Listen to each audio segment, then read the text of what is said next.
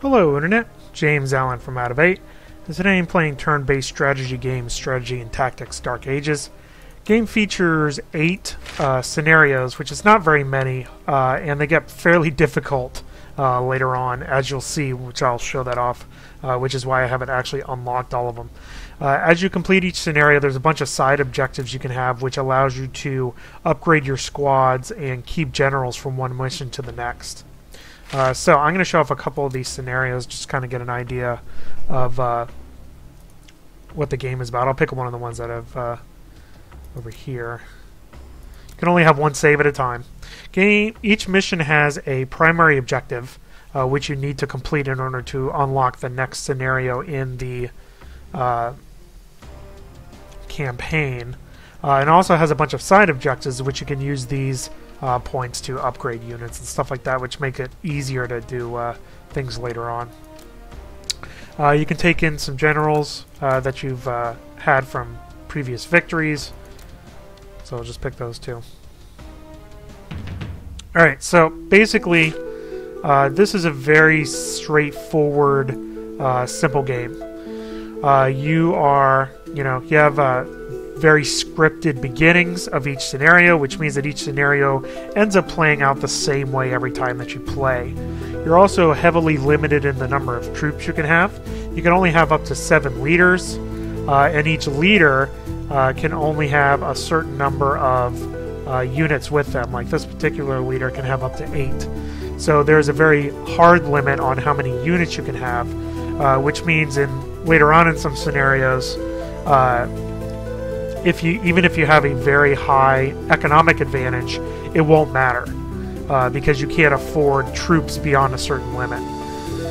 You are also limited to only one action per turn, meaning that each leader can either move or attack or recruit, but not a combination of those, which makes it very slow to move around the map and to reinforce your units, which makes games last way longer than they should. You also are given not very much gold. Most of these territories are only worth 1 with the single symbol. The double symbol gives you 5, which again is not that much more than that anyway. In addition to that, in every single scenario, the other sides are given an insane amount of starting troops and usually better territory to play with.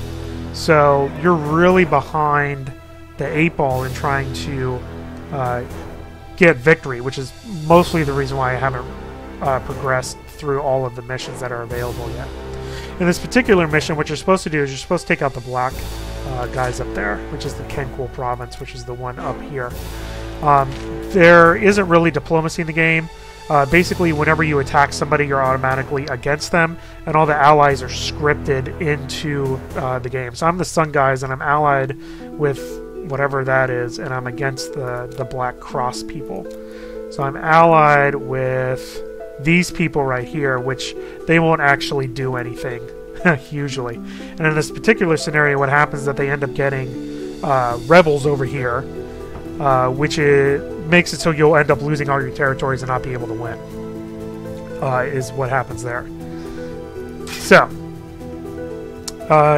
since this bridge is out, they've disabled it here, you have to go all the way up and around to attack them. So again, it's very straightforward which way you have to go.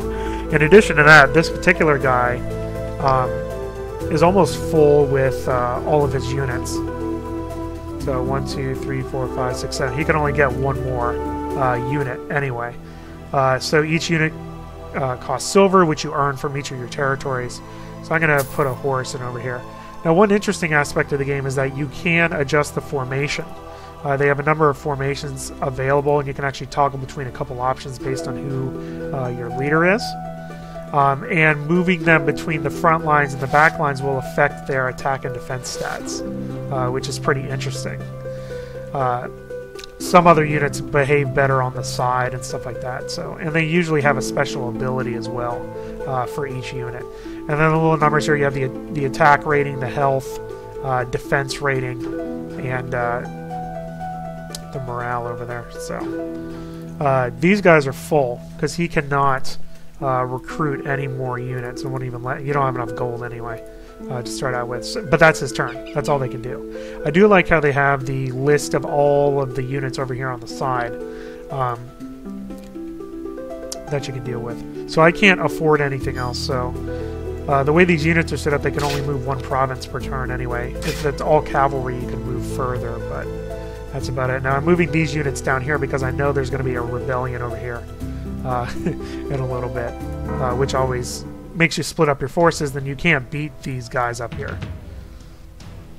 So, I mean, the game really suffers from completely unbalanced, unfair design in the campaigns. So we're going to move you up, move you over, move you down. And that's it. That's your turn. Hiring a new hero costs 160, which I won't have the resources for yet. There's the rebel guy. So now, look at this. So 300, 300, 300 strength, which is essentially matching all of my foes. So I have, you know, basically around 300 for there, but I got to go against a 200, a 400, and 3 300s. Like, how are you supposed to win this? I don't have enough gold to hire any more troops of really any meaningfulness. This guy can have up to 8, which is only one more. So, I mean, I can hire that, and that's it. It won't even let you do any more because that's at full strength. So he's at full strength at 335. This person can have up to 8. So 2 more. And they're all crappy troops, too. Anyway, so they're at full strength. That's their turn. This guy's at full strength, so might as well march him. This person can have 9. This is my good leader. 6. So I can do 2 more. And we'll just do that. So you're full. And that's my turn. And now I'm going to get steamrolled by the rebels. This is very typical of the scenario design in the game. There you go. I completely lost that entire army right there. So, yay. Now I can attack this guy. You can observe the battles. I won that one. In between turns, but it just shows like little attack and defense symbols on the cards. It's not very interesting. So we're going to move him up. I mean, what else am I going to do?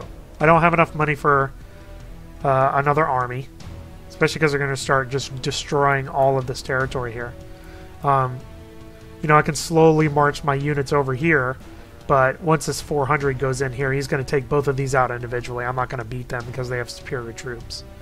And then that's it. So I lose. So you can see why I haven't advanced past this scenario.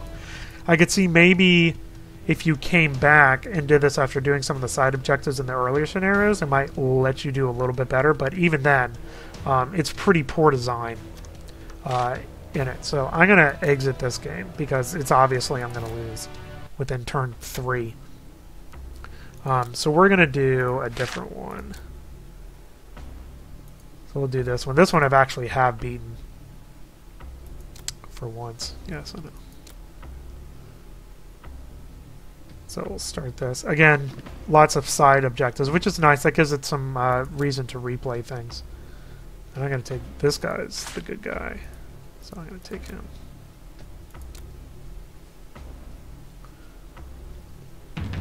Alright, so this particular scenario, you have to go cap all this stuff. But at least in this time they give you all this area here, which is pretty good. I start out with 2 units. So basically, you just got to get look at the strengths of the opposing armies. Like, that's so ridiculous. But you do have a lot of territory, so you can get a lot of income per turn. Basically, what you do is you just kind of go one little province at a time, and eventually you'll be able to get up to this this village. And I know from past experience that this particular one has really good troops. So again, I have no gold, so I'm just going to move over there, and I'll move up there, and that's all I can do, because 1 action per turn. immediately they take that village because, again, it's the same setup every time. Up there.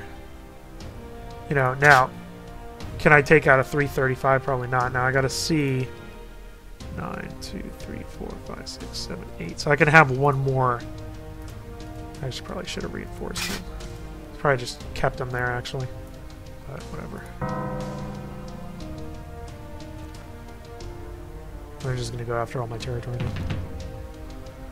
And again, that was actually really dumb because it's going to really delay my advance because I can only recruit the one guy right there. And that's my turn for him. You get in there and that's your turn. Yeah. Here he comes, taking all my money. Now, I have a ton of money now. So I should actually recruit some other generals here. Let's attack him. Didn't take him out, that's cool. I'm gonna go recap that. So, this guy, strength of 7, 5 per turn, that's pretty decent. I'm gonna hire him right here. And now when you hire him, you can immediately reinforce him. So let me do 2, 3, 4, 5. And it kind of automatically puts him wherever. And that's all I can do because he can do 5 per turn. So the only reason why I was able to beat this one is because you do have a lot of territory, so you do get a ton of gold every turn. So that's good. Which I'm going to need because I got to reinforce all these people.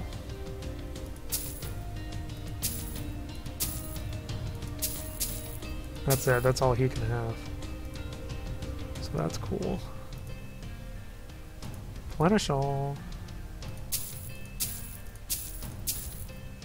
And that's all he can have. 336. Awesome. I think he might be a full strength anyway. I could do another leader too. Probably should have actually. Not really thinking too well on this one, to be honest. Okay, I think both of these guys are full, if memory serves. I think this guy was too. Maybe not.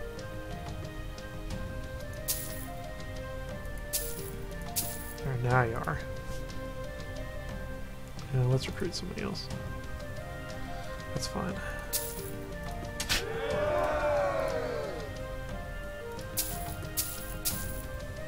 Three per turn. Could actually do another one. No, you can't. You can only do one per turn. That's right. You know, the other thing is you're limited to 7. So even though I have like all this money, I can only get 7 full squads, which is kind of crazy. And we're just gonna start capping this junk back. You'll see eventually I'll basically be able to cap all this stuff back. And that's basically it. That's as strong as he's gonna get now. He should be able to attack that much, but.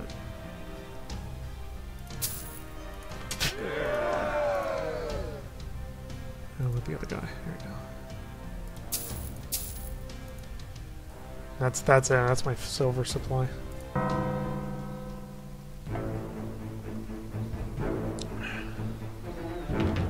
So anyway, you know, this is basically it. You know, I can cap this back. Sitting down there, 453, which I don't have. You know. Oh, he's. Count that stuff up.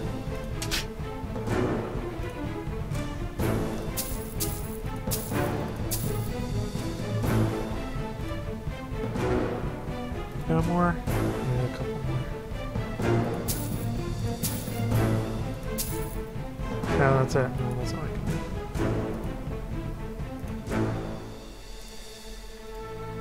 There you go. I mean, you get the idea. You know, you'll move around and stuff like that. That's basically it. So, I do want to show This one.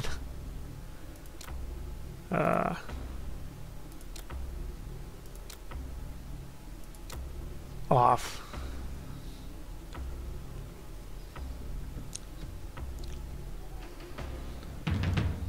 Okay, so you're supposed to conquer everything.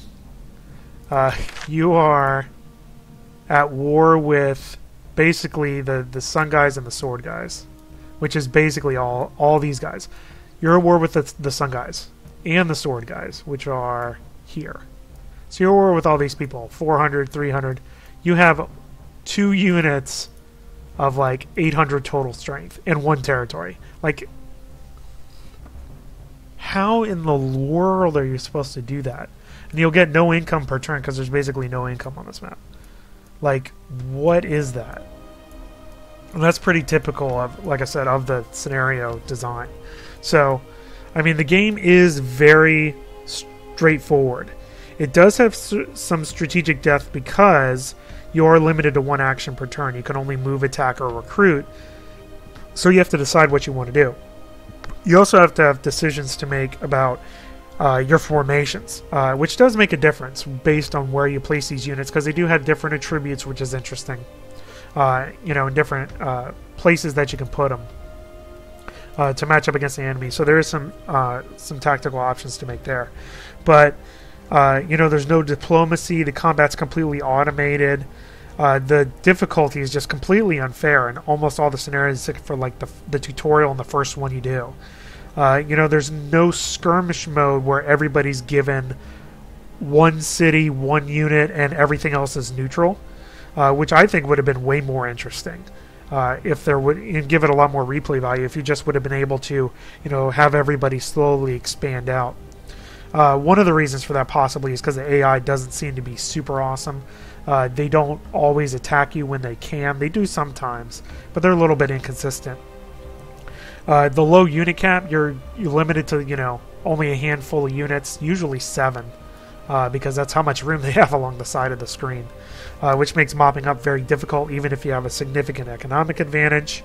And the game is just very tedious because you can only do 1 thing per turn. Only having 8 unbalanced scenarios, even with the objectives that give a replay value, really makes it so that you can't recommend the game. Even though it does have some decent aspects in it with the strategy regarding what to do, the different types of units and their abilities, and how to do formations and stuff like that. So that's all I have for today. Until next time, bye now.